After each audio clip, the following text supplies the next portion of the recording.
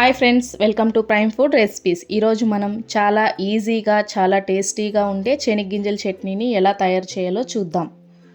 దీనికి కావాల్సిన పదార్థాలు: 100 గ్రాములు ఫ్రై చేసి పెట్టుకున్న శనగగింజలు, లెమన్ సైజ్ చింతపండు, 15 వెల్లుల్లిపాయలు, 1 స్పూన్ రాళ్ళుప్పు, ఫ్రై చేసి పెట్టుకున్న 15 ఎండుమిరపకాయలు.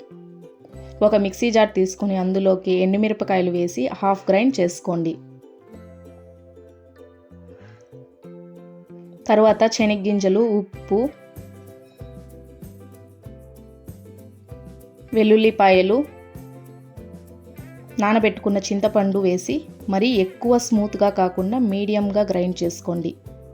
తరువాత హాఫ్ గ్లాస్ గోరువెచ్చని నీళ్లు వేసి గ్రైండ్ చేసుకొని ఒక బౌల్లోకి తీసుకొని అందులోకి కట్ చేసి పెట్టుకున్న ఎర్రగడ్డలు వేసి మిక్స్ చేసుకుంటే టేస్టీ శనగగింజల చట్నీ రెడీ. దీన్ని మనం ఇడ్లీ, దోశ, అన్నంతో తింటే చాలా బాగుంటుంది. వీడియో నచ్చితే లైక్, షేర్ అండ్ సబ్స్క్రైబ్ చేయండి. మళ్ళీ ఇంకో రుచికరమైన రెసిపీతో కలుద్దాం. Thanks for watching.